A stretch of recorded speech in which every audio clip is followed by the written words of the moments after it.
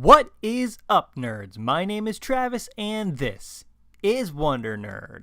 If you guys follow me on social media, primarily Twitter, you might be aware that I campaigned for a whole day for the part of Ron Stoppable in the live-action Kim Possible movie. Now, unfortunately, I did not get the part, but I am pleasantly surprised with who did, and with who got the part of Kim Possible.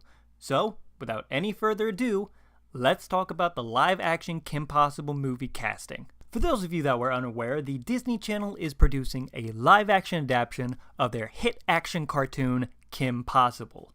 The movie is going to be directed by Zach Lipovsky and Adam B. Stein, with a script written by Josh A. Kagan, Mark McCorkle, and Robert Scully. News of this project broke in February of this year, and for those of us who grew up watching the cartoon and were fans of it, we were filled with excitement, nostalgia, horror, and a lot of skepticism. I'm sure some fans were skeptical, or at least I was skeptical, of why the Disney Channel would be producing a live-action Kim Possible movie in 2018, or at all, because it just seemed so out of nowhere and random. And if you remember, Kim Possible already had a movie, A Stitch in Time, and it was fantastic. Plus, Disney Channel isn't really known for adapting their old projects. Now, Disney the film company, yes, they've been adapting their old projects for quite some time now, but not Disney Channel.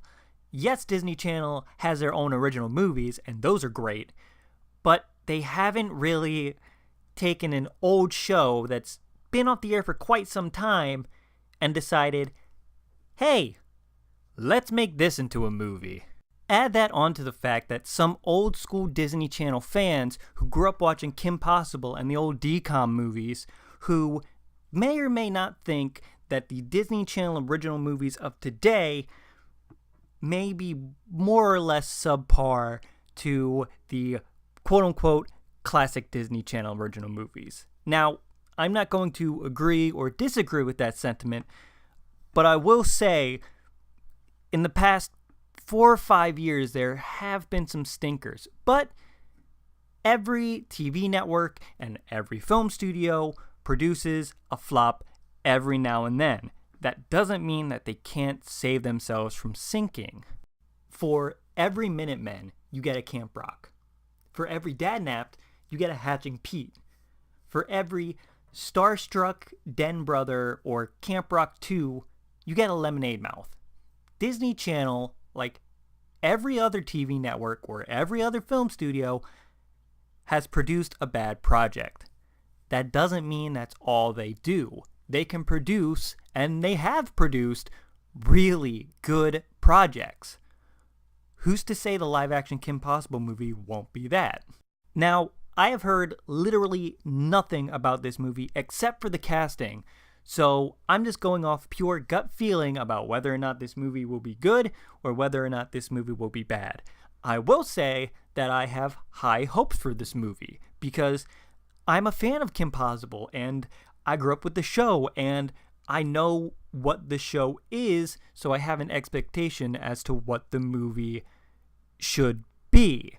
I will say that the movie is in good hands with writers Josh A. Kagan, who wrote the 2015 movie The Duff, and Mark McCorkle, who was producer on the original Kim Possible TV show and wrote the Disney movie Sky High.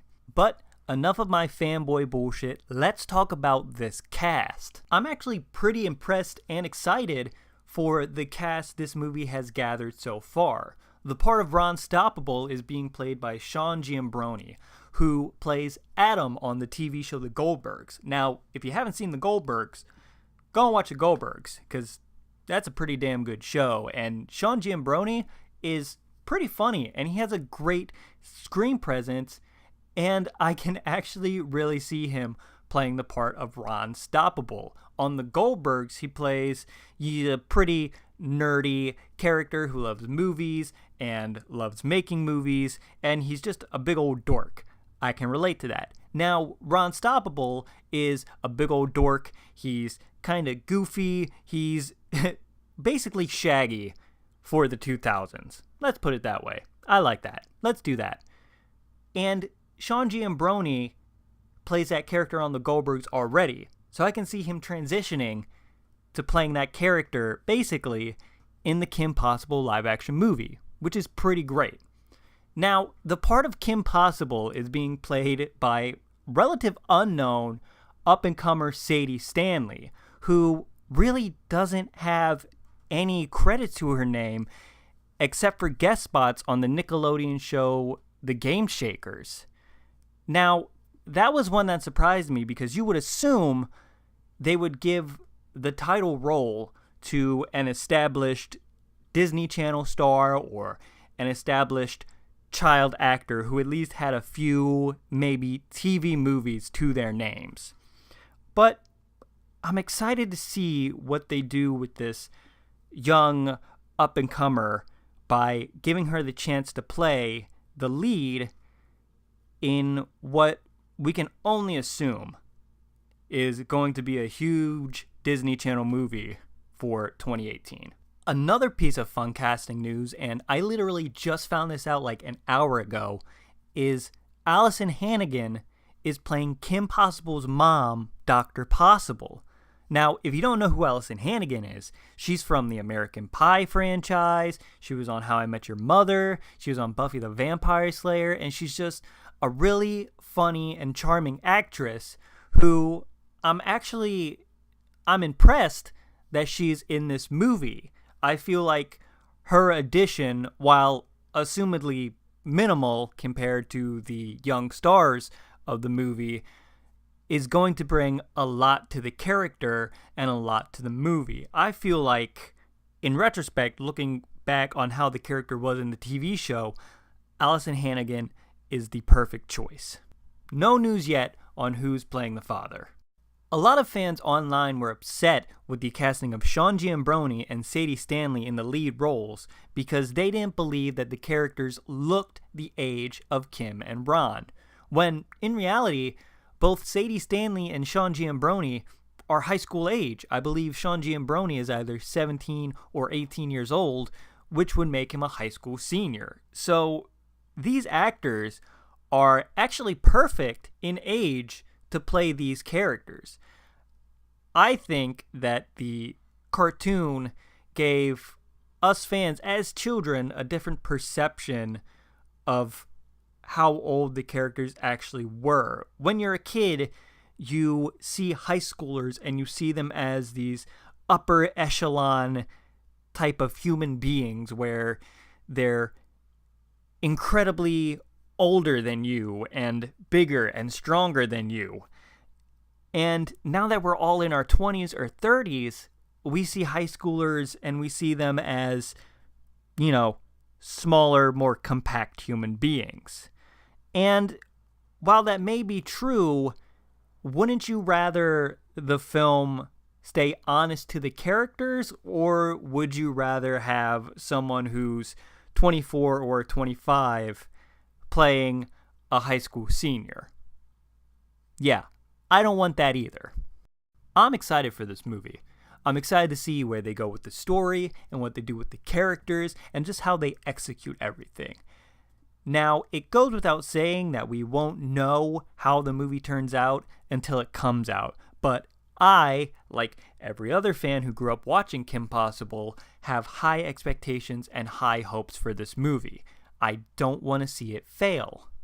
But I'm not afraid that it's going to fail because I have solace in knowing that the original voices of Kim and Ron, Christy Carlson Romano and Will Friedle respectively, gave their blessing to the casting of Sean Giambrone and Sadie Stanley in the lead roles. That makes me really happy. What also makes me really happy is the sketch they did to promote the casting of the film, I guess, where Chrissy Carlson Romano and Will Friedle burst into the audition room dressed as their characters from the cartoon in a means to audition for their characters in the live-action movie. Now, after they were deemed to be too old to play these characters, the producers showed them who would be playing Kim and Ron in the movie. And Chrissy Carlson Romano and Will Friedle both gave their blessings and said, yeah, this seems about right.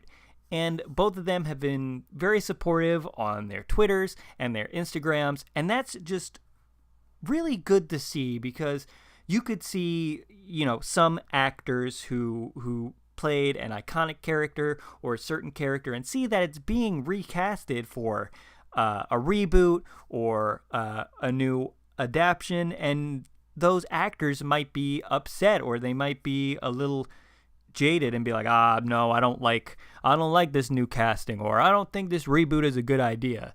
And Will Friedle and Christy Carlson Romano are both just really good people and really nice, and both seem really happy to see these new young actors take on roles that they played, and they seem really excited and really accommodating, and that's just great to see.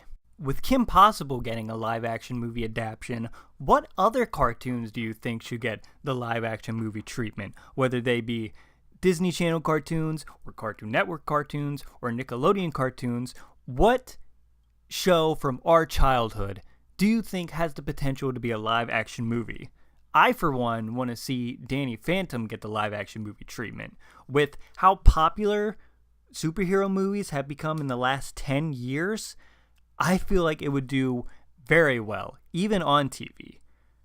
But that's just me. I don't know if anyone else feels that way. Wait, yes I do. Everyone feels that way. Get on it, Butch Hartman. But that's going to do it for me, you guys. Be sure to give this video a big old thumbs up. Be sure to leave a comment down in the comment section below. Be sure to share this video with all your friends and family. And be sure to subscribe, because I make brand new videos like all the time. I also created a Tumblr for this channel. I don't know if anyone here uses Tumblr, but if you are so inclined, please go ahead and follow my Tumblr for updates on videos, for fun, nerdy, pop culture bullshit. And I also have a Stardust account. You can go ahead and follow me there on that app. See me talk about movies in other places besides Twitter and Facebook and Instagram and YouTube. Like you need another place. Anyway, that's going to do it for me, guys. Remember, nerds rule.